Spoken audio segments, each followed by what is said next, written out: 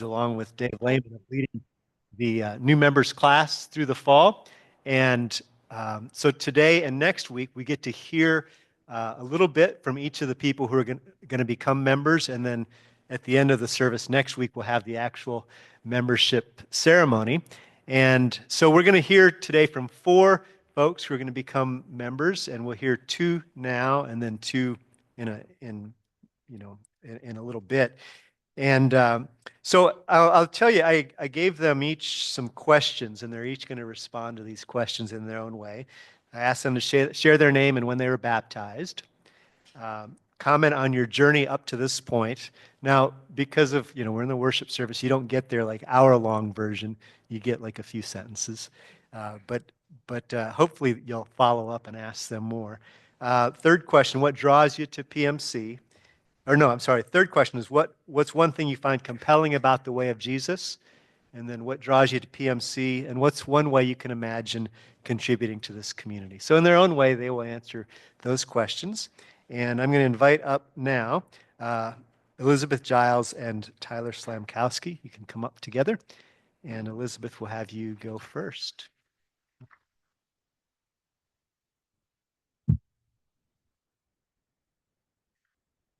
Hello.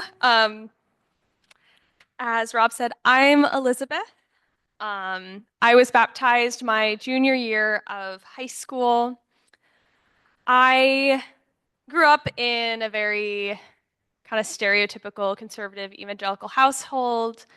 And so I could name you all five parts of tulip by the time I was five. Um, and So there is a sense in which Jesus was both deeply familiar and deeply alien in my childhood.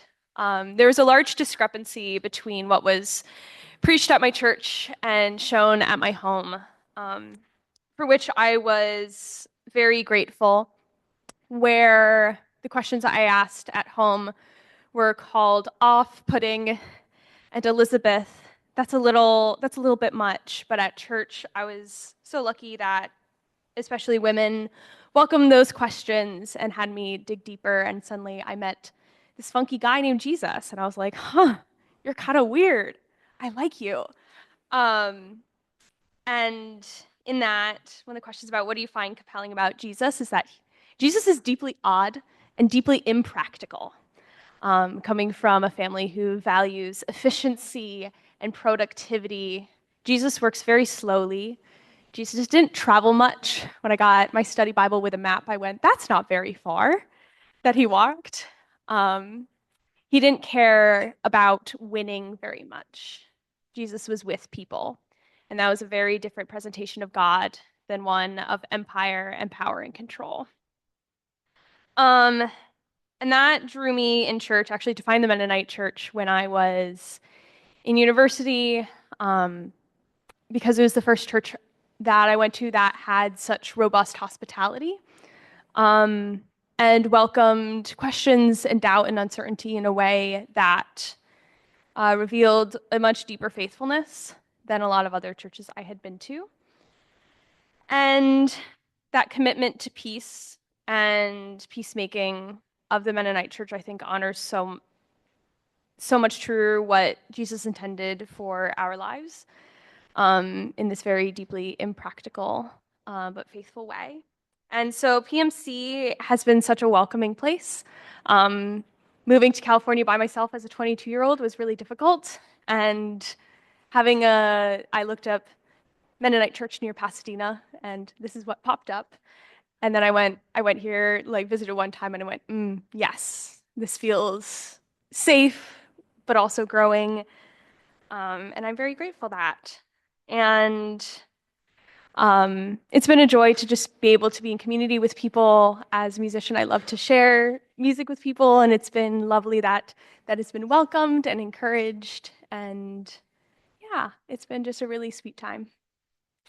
Yeah, thank you.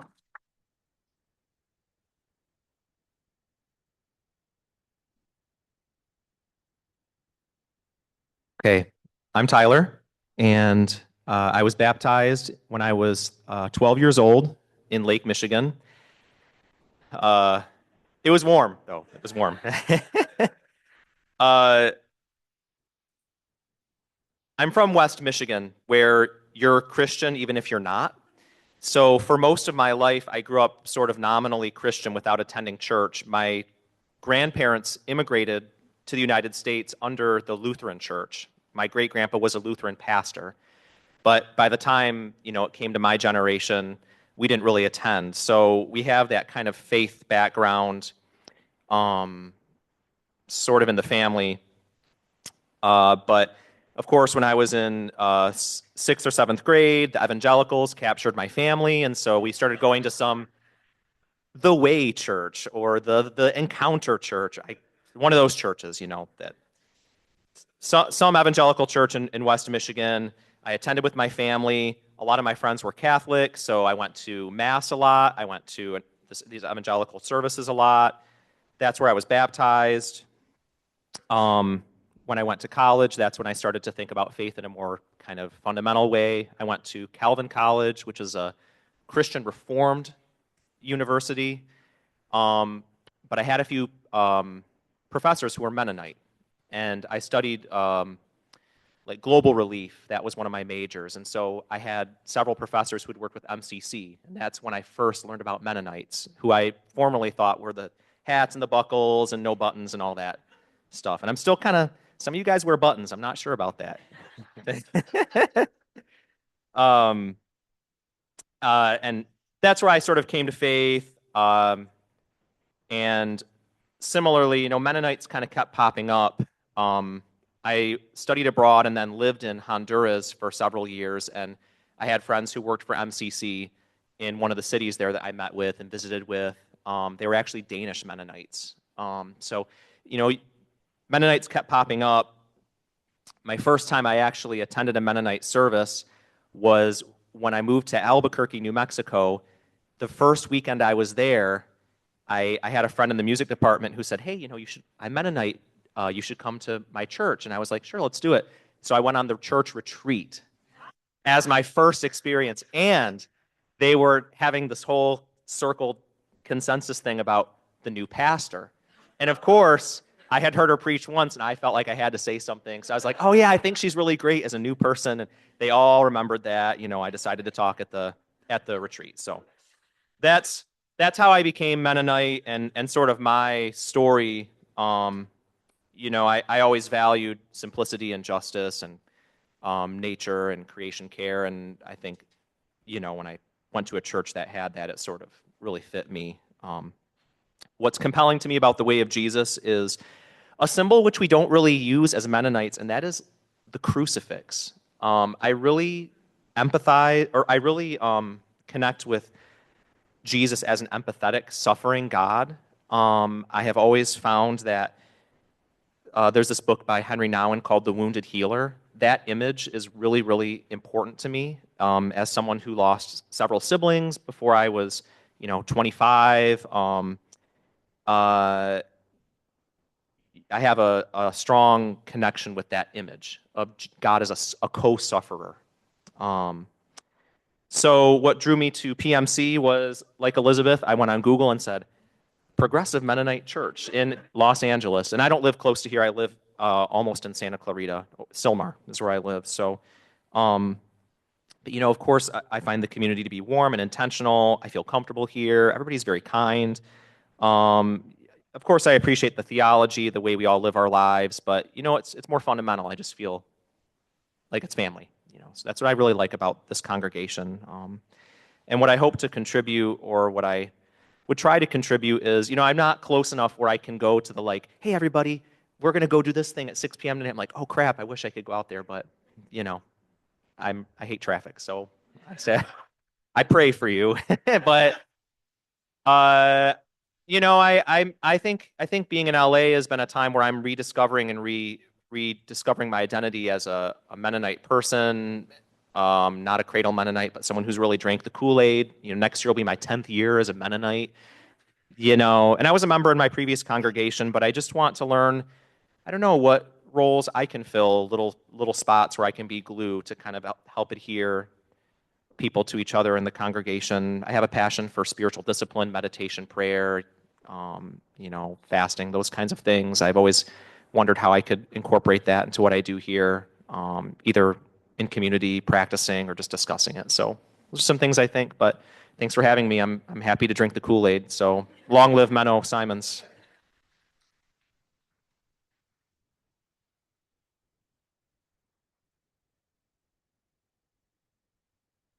All right, I invite you all to stand again.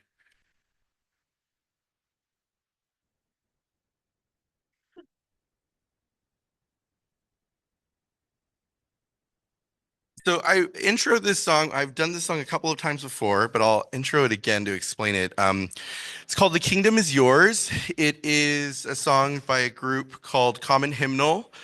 They are a mixture of musicians that have felt marginalized by mainline churches, and they kind of came together, these really talented musicians, to produce some really incredible music that's geared towards people who've been oppressed. And so this song is the Beatitudes, kind of built off of that. And I just thought it was a perfect song as we're sharing. It's a song of welcoming. And as we're sharing stories, it just felt like a really good song to welcome. So.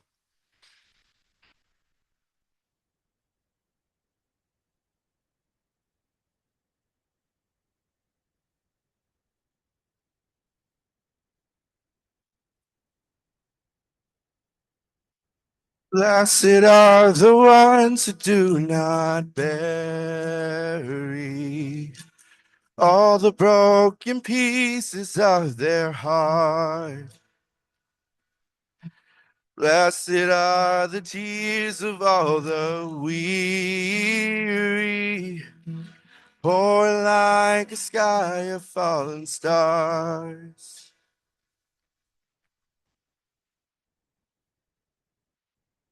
Blessed are the wounded ones in mourning, brave enough to show the Lord their scars. Blessed are the hurts that are not hidden, open to the healing touch of God. The kingdom is yours. The kingdom is yours. Hold on a little more. This is not the end. Hope is in the Lord. Keep your eyes on Him.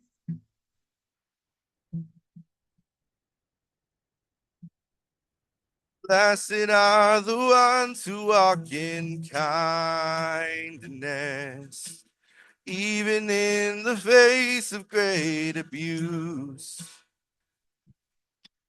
Blessed are the deeds that go unnoticed, serving with unguarded gratitude.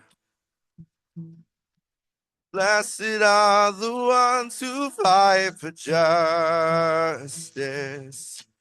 longing for the coming days of peace.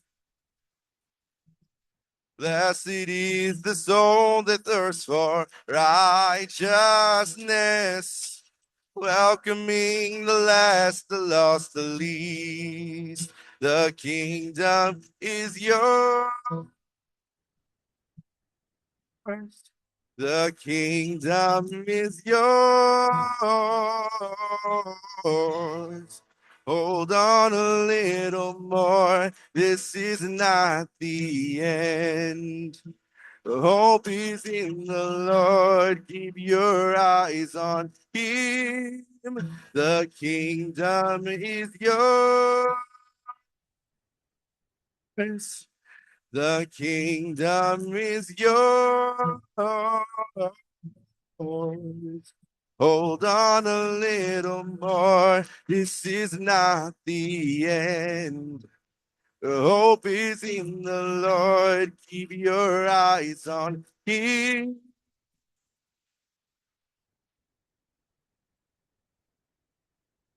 Blessed are the ones who suffer violence and still have strength to love their enemies. Blessed is the faith of those who persevere. Though they fall, they'll never know defeat. The kingdom is yours. The kingdom is yours. Hold on a little more. This is not the end. Hope is in the Lord. Keep your eyes on Him. The kingdom is yours. The kingdom is yours. Hold on a little more. This is not the end. The hope is in the Lord. Your eyes on Him.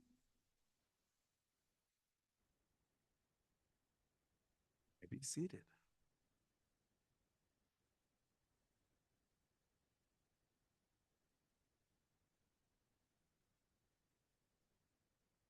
All right, we're going to hear from a couple others.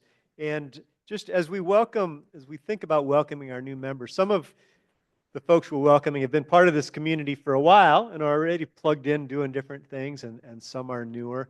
But the membership, as we see it, is a point where people come to where they're ready to covenant with the community, to say, yeah, we are, it's not some kind of binding contract, but just this commitment that we're doing life together, that we're committed to showing up together, to supporting one another, to pursuing the way of Jesus together, and just kind of marking that in a public way. It's just, I find really meaningful. So it's really a joy to hear these testimonies. And I'm going to invite forward now Gene Grant and Brian Brenhaug to both share.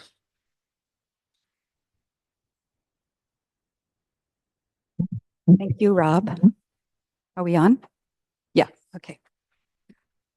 My name is Jean Grant, and I started coming in June. I was raised on a Mennonite farm in Illinois until I was in 6th grade. And then my parents took us in another direction into the Pentecostal movement. And there was a lot of legalism in that, and a lot of pressure to be perfect, and a lot of things that did not work for me. But I endured it until I went to college and then ultimately moved to California in 1990. And when I moved here, I just decided to spend a few years deprogramming from the negativity, the misogyny, all of the things that just didn't work for me. But luckily, I found All Saints Church, and I was there for 10 years. I sang there, and it was an amazing experience. And that's where I learned that Christians could be open and affirming and loving, and that and the thing that I never lost sight of was that that is how Jesus was and is, and that's how God is. So it was always confusing to me why Christians were not affirming of people who were different, or LGBTQ, or just why was that there was hatred and fear and negative emotions, when that's clearly just not what was real to me with my relationship with God. And so I thank God that I always felt that presence, and I always knew that, whether I was in a church or not in a church. So I found Pasadena Mennonite in June, when my colleague and I did an immigration presentation here, and I was like, what? There are Mennonites in California? And it just was like this cool flashback, oh, like it was kind of novel, oh, that's cool. But I immediately felt really welcomed, and I felt immediately plugged into what was happening. And even my first service that I came after that, one of the greeters, welcomed me and then came and sat with me. And so I didn't sit alone. I was like, that's cool. So really from there on out, I felt this great connection, because what I find compelling about the life of Christ is the radical love and acceptance of all people, and that all people are welcome and all are beloved, not just welcome, but beloved. And in my immigration work that I do, that is something that we say every day is all are welcome and all are beloved. All are part of Dr. King's beloved community, and I feel that here. So as far as what I would like to, oh, I was baptized when I was about 15 or 16 in a swimming pool. I don't remember a lot, but yeah, I definitely was baptized. But for the final question, what I would like to bring is just an attitude of servant leadership, an open heart, listening, learning from all of you. And I want to thank you for welcoming me, and I'm excited to be a part of this community. So thank you so much.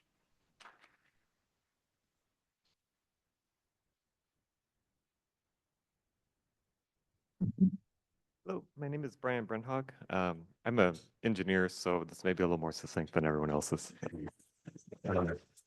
So I was baptized in Oregon around 1994 in my best friend's pool that I spent a lot of time in every summer. I really grew up in an evangelical family and church, and being part of a Christian community was pretty core to my college experience too. I really loved the college fellowship we had. I spent a little time abroad after college, and seeing the way Christianity affected the area of Africa I was in, and how the culture there mirrors America's exported values really unsettled a lot of the model of Christianity and evangelical Christianity I had up to that point, and through my formative years. Since settling in Los Angeles, our family's been a part of a couple different churches. I think each one for about a decade. The last one, we had a bit of a messy breakup situation. And coming out of that, we took a bit of a break from church. And I had a hard time just feeling where like my life fit after that point. And Christianity being so central to my worldview and just kind of the air I breathe, it was something that I was definitely missing. I think a through line to the church experiences we have been a part of, one of the key aspects of church was the inclusive community. That's what we were really looking for. And that's something I really see in this church too. One thing I find compelling about the way of Jesus, the world we live in operates through power and systems, often based on hierarchy. And while I live in those systems and participate and benefit from them, I see the injustice. And right now, those injustices have been very apparent in many areas that I care about. When faced with injustices of the world, Jesus' rejection of the systems and hierarchy and the way power usually works in our world is something that I really find compelling. Jesus exhibited peace through relation, not peace through control or domination. Religion historically presented a mission of expelling sin and evil, but Jesus showed a path that does not divide the world into pure and impure, denying our tendency towards fear and hate, and rather seeks relationship, cooperation, community, and compassion, an alternate way of operating outside those systems. So one thing that draws me to PMC, I appreciate the various perspectives shared from the pulpit, that it's not just coming from one viewpoint.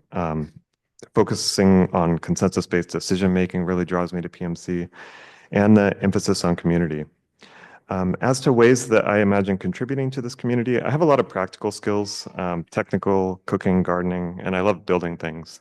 And actually, my first introduction to the Mennonite Church was when I was in Uganda, spending that time there. We've had a Mennonite cookbook, and it was really focused on just practically taking raw ingredients, not stuff you'd find in a supermarket in the US, but like stuff that we could find there, and turning that into food that could be kind of amazing and simple. And that was just my first introduction to Mennonites.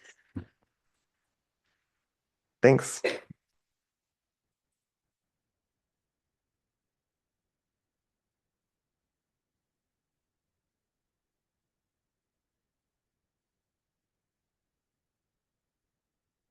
Well, thank you so much.